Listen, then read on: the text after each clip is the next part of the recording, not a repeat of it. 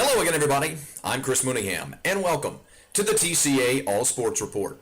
As always, brought to you by Fox 5 Atlanta, 680 The Fan, and of course, the Touchdown Club of Atlanta. Again, thanks for joining us, everyone. Here's hoping you had a safe and healthy holiday weekend. Thanks for coming back to us here on the All Sports Report. Again, Mooneyham here with the play-by-play. Very interesting, very fast-paced. As compared to some weeks. This week, the All Sports Report, we're going to blow right through it. We've got a good bit of information to get to. No season previews or championship recaps, however, and that always provides a shorter broadcast. But very interesting broadcast this week, especially in the Ever Wonder portion of our program. In our second segment, I implore you to stay tuned, because if you're a diehard Georgia man or a diehard Georgia Southern man, we're going to give you a little background on the start of one of the legendary coaches who happened to have been a part of both of those programs. Okay, you already know who I'm talking about, of course. Who else could it be? Of course, I'm talking about Irk Russell, but stay tuned, because you're going to love the tidbit of information, or the story, I should say, that Brad Walsh, our TCA resident historian, has fed us this week for the Ever Wonder portion of our program. Speaking of the Dogs, we're going to talk about some recruiting information at the end of the program this week in the My Take portion of our program. The Dogs, very successful this past week in recruiting, and they're bringing in arguably the number one player in the entire country.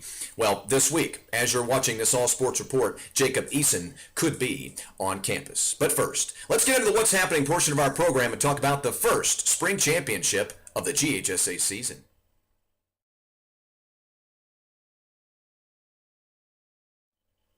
As broadcasters, we kind of have this unwritten rule that when you're wrong about something, if you put a prediction out there or you disseminate some misinformation somehow, make sure some people believe you don't correct yourself, but I personally, as a late 30s broadcaster who was raised early on in my time in the business by all 50s, 60s, and 70-year-olds in the business, they always used to tell me, Chris, when you make a mistake, you correct it. Yes, the audience probably didn't realize that you made a mistake, but you'll know. And it's up to you to always get it right. Your word and your reputation is number one.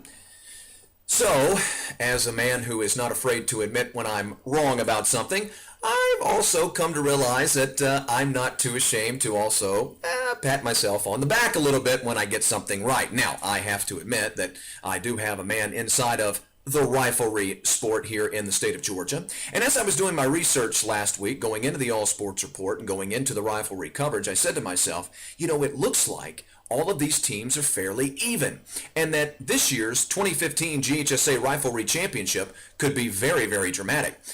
So I contact my guy in the Riflery business, and he says, Chris, you are exactly right. This is going to be some kind of affair. And it was. The top 6 teams in the team championship in the 2015 GHSA Riflery Championship ended up separated by just 7 points. And the Patriots of Northside Columbus come away with the state championship. They win that championship by a scant point over East Coweta. East Coweta comes in second, Lee County third, Union Grove fourth, Ware County fifth, and Stockbridge rounds out that aforementioned top 6. Top 6 teams separated by just 7 points. Let's just be honest, a lot of you out there, not Riflery fans, you don't know much about the sport of rifle. I don't know why I did air quotes. It is a competition, and I think if anything's a competition, it's a sport, but I digress. How about, remember, all of these teams score in the thousands of points. The winning team has over 1,100 points. So when you're scoring over 1,100 points and winning a state championship, and you win by just 1 point, and 6 teams are separated by 7 points, boy, oh boy. That tells you just how ultra dramatic this thing was coming down to the last hour or 2 hours of the competition. Rosemary Kramer of Upson Lee wins the individual championship by just 2.3 points over Veronica Leggett of Columbus. Brianna Shelton from Winder Barrow third. Shannon Tyson from Upson Lee finishes fourth. And then rounding out the top 5, Alex Wright from East Coweta. Coming up next, we talk about one of the legendary coaches in the history of Georgia football. Not just Georgia Bulldog football or Georgia college football, but high school as well.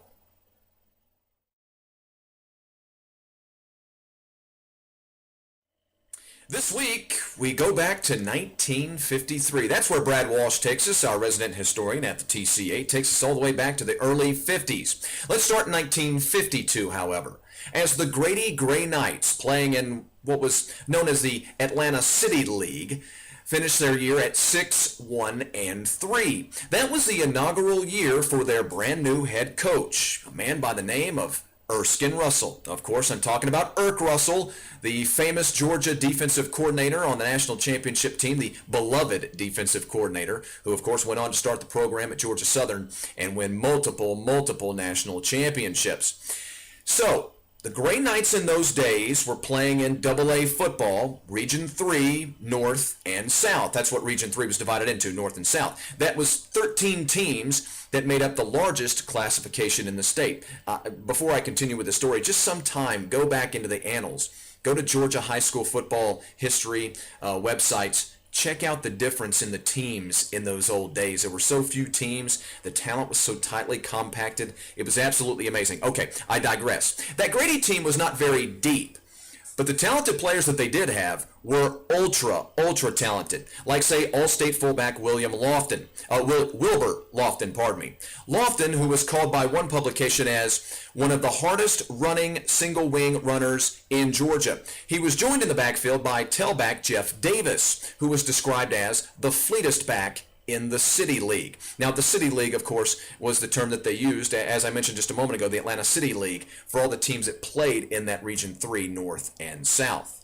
From day one, the 53 team displayed all the traits that we've come to know about legendary coach Irk Russell. They played inspired, they played tough, they played disciplined, smart football. They would plow through the regular season, as Brad says, at 8-1-1, which set them up for the city championship versus Region 3's AA South champion, Sylvan High School. There's a blast from the past for all of you old school fans out there. Sylvan High School is who they played in the championship. In front of 7,500 rain-soaked fans, the single-winged, no-face masked Grady team ran for 371 yards on Sylvan.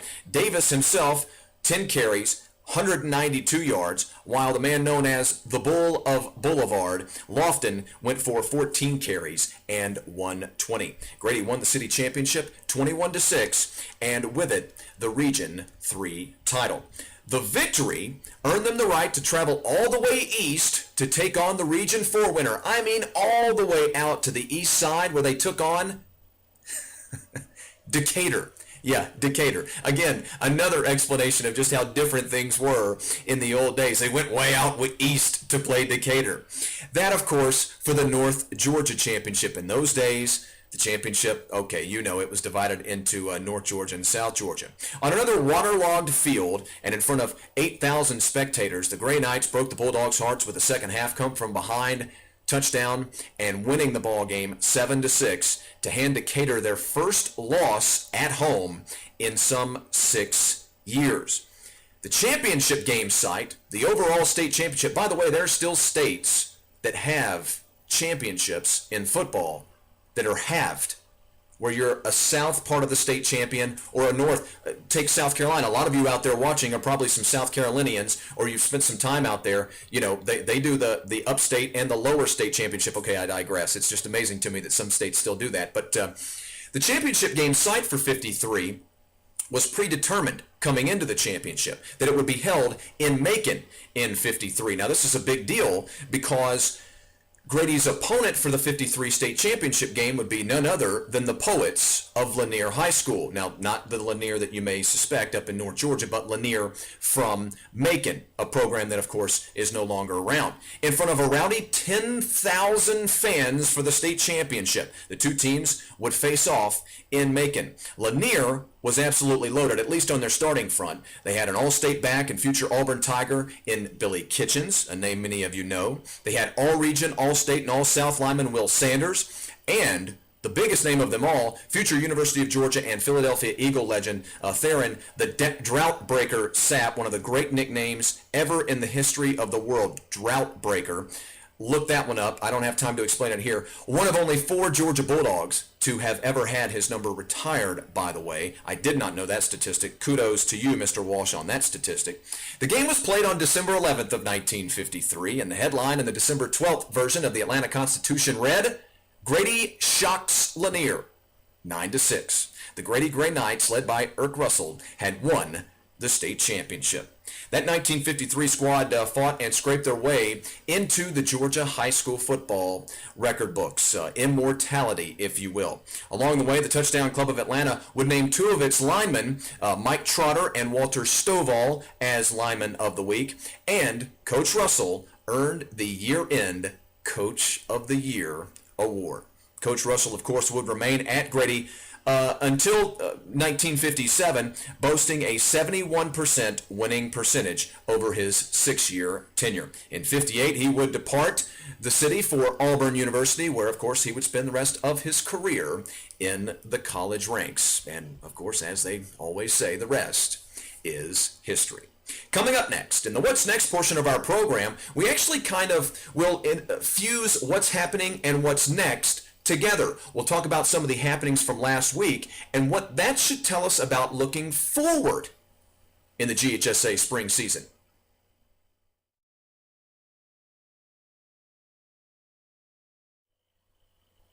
Okay, time now to take a trip around the Georgia high school sporting landscape. There are still two undefeated baseball teams in the state as we make our way into the second week of April. Not uncommon to see, but this is the time of the sporting calendar for baseball where you start to see these teams eventually getting picked off. And not to pump up our analysis, by the way, I'll try not to make it a habit to pat myself on the back, although this is the second time in the broadcast I've done it.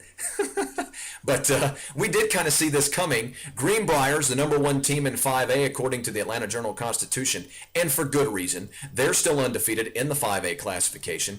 Tatnall Square in the 1A classification on the private side is ranked highly as well, and they are undefeated as well. We'll watch the rest of the way. Of course, going undefeated in a high school baseball season is a virtual impossibility in any state, especially in the state of Georgia, where the talent is just so deep. So many teams have at least one top flight player. So again, we're not saying these teams are going to go undefeated, but it will be fun moving forward to see just how far they can go before they suffer their first blemishes of the season. By the way, in the 1A private classification, it's going to be absolutely incredible come tournament time with Kings Ridge, Mount Perrin, and Tatnall Square to see who will be the superior team in 1A private. I got to tell you something, folks. Those three teams are so loaded at 1A private, there's absolutely no question that if they were in an upper classification,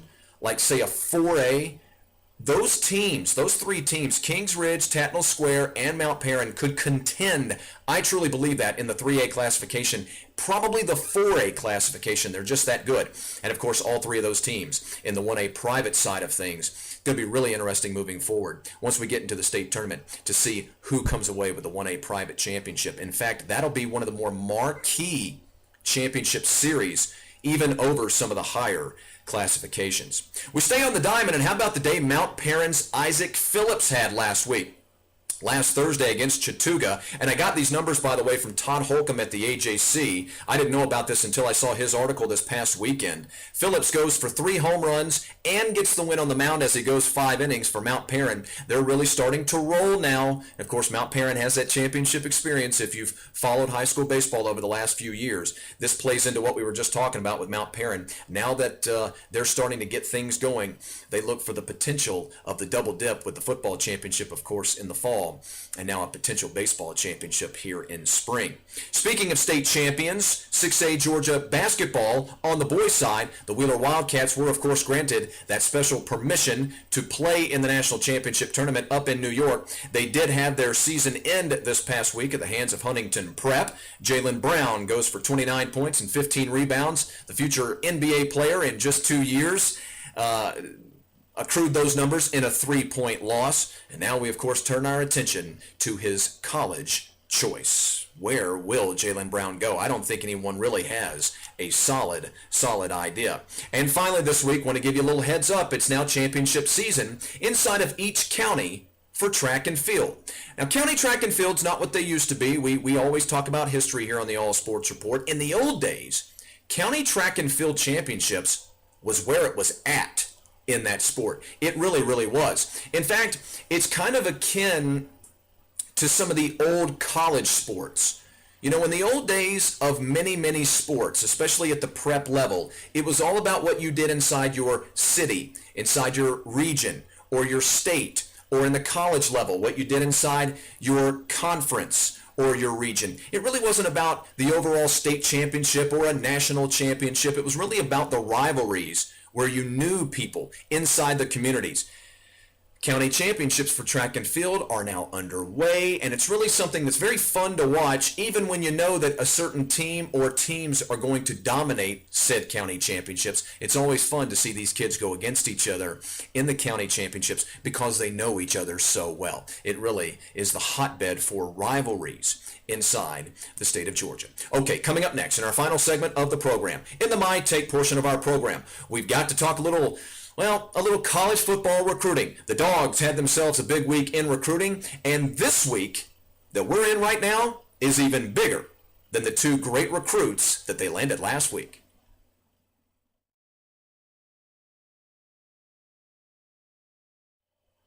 All right, time to talk recruiting in April. Recruiting in April, you gotta love it. It was a big week for the Georgia Bulldogs. They land E.J. Price, formerly of Central Gwinnett, now of Archer High School. I paused to let that settle in for all of you diehard Georgia high school football fans who maybe did not know that E.J. Price had transferred from Central Gwinnett to Archer High School. That is true. That was a big, big deal, a couple of months ago when we all found out that E.J. had transferred to Archer High School. But anyway, E.J., one of the top offensive linemen in this state without question, and I'd say probably one of the top 50 for sure in the entire country. The Archer Tiger has just verbally committed to the University of Georgia. This is a really, really interesting development as compared to just the beginning of his junior year, for instance. The 6'6", 311-pound tackle who grades out anywhere from about a 93 to about a 96 didn't even have Georgia on his top 10 list at the beginning of his junior season. Now, again, he's a verbal commit to the Dogs. He took part in the Atlanta Combine that was just held. He's visited campus. He's talked to the coaches, and he was quoted as saying, "It just felt like home. It just felt right being there." I'm not directly quoting, by the way, but that's basically what he said, paraphrasing. Over the last two seasons, and especially in his junior season, the rating scale and the recruiting for Price has absolutely exploded. I've had the chance to cover this kid throughout his entire career. He has really made a marked improvement every single year. You could see it, and by the end of his junior year, there is no question that he had grown by leaps and bounds. We had the chance to see him in the 2014 Rising Seniors Georgia Junior Bowl, where all of the best Georgia recruits come and play, it seems, and boy, oh boy, did he look good. We talked about him a lot on the air. Penn State was his leader at the time. Obviously, that has all changed now. But this is a big deal for the Dogs, also on a side note, to land Price, because remember, and I talked about this many times here on the All Sports Report, the Dogs have struggled for whatever reason, and I'm not going to get into that talk as to why they've struggled, but they have struggled in landing some of the top offensive linemen, not just in this state, but in the South and across the country. That's not to say that the Dogs haven't landed some of the top recruits on the offensive line. It's just that for some reason that depth has not always been there. If you take their top 5 offensive linemen, you'd say that 2 of them were big recruits and the other 3 sometimes were middling guys. Well, now with Price and, of course, Ben Cleveland from Stevens County, and they really like Aaron Dowdell at a Creekside High School. Look, I've covered all 3 of those guys, and let me tell you something. Some of you out there may think that some of those guys are overrated, and even if they are a tad bit overrated, take some solace in the fact, I'm telling you, I've seen these guys a lot throughout their careers. All 3 of these guys are going to be very good college offensive linemen, even if they're not, top offensive linemen in the entire country. All 3 of them will be very, very good. So now the Dogs have landed 3 of the potentially top 10 offensive lineman in the state of Georgia. They also got a verbal commit out of Malik Young from Pompano Beach, Florida, 5'10", 175. Had the chance to see this guy in an all-star game and on tape. Malik, at 5'10", 175, plays very physical. He plays physical, yet he can be finesse as well. This is a nice verbal, and it'll be really nice if they can get him in here. Some recruiting services, actually, I'll be honest with you, I don't know how many, but I think almost all of them have Malik as a 3-star. That's an underrating, in my opinion. Now, I'm not going to say he's a solid 4-star, but to say that everyone has him at 3-star, I don't agree with, but you all know how I feel about stars and all of that out there. I'll not get into all of that, but the point is this. Malik is quick, and Malik is fast, because there is a difference, as I always like to say.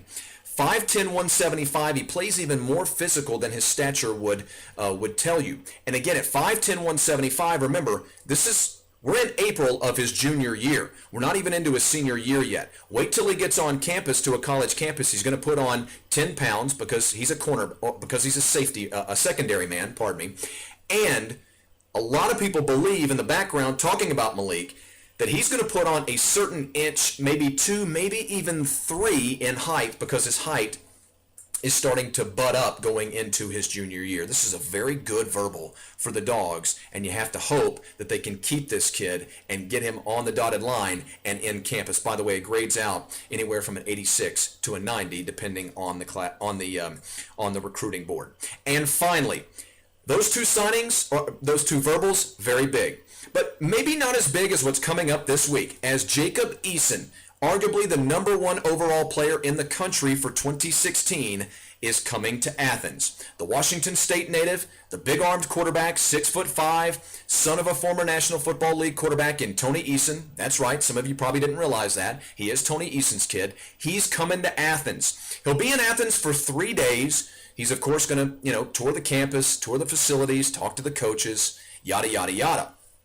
But many people believe that this is the trip where they really land Eason, because despite the fact that Mike Bobo is now at Colorado State, the word is, and this is coming from Jacob and from his dad and from everyone involved, the word is Georgia is still the solid leader, and really, really solid leader, to land Eason.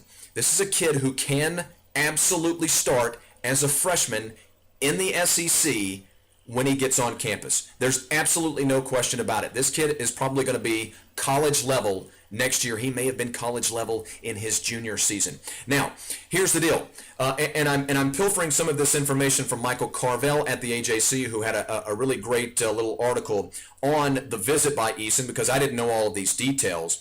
Eason is scheduled to throw this week with Kyle Davis from Archer High School. That's really, really cool information. Good job, Michael, in getting that information from everybody. And also, according to Michael Carvel at the AJC, Jacob is trying to land a pitch and catch with McCole Hardman as well. As well, who the Dogs, of course, are pursuing as well. Kyle Davis, star wide receiver for Archer, who's going to South Carolina. Let's hope that Jacob is going to try to recruit both of those guys to the University of Georgia. Anyway, so that's the big story in recruiting this week and next week, or last week and this week, I suppose, for the Dogs and across the state. Recruiting in this little spring session is it's kind of warm. It's kind of warm. We may be talking about more of that next week. We will start to talk more about the spring championship seasons that are starting to roll up. And we'll also start to talk about Georgia's Positive Athlete Awards. The month of April belongs to the positive athletes in the state of Georgia. Until next week, I'm Chris Mooneyham for the TCA All Sports Report.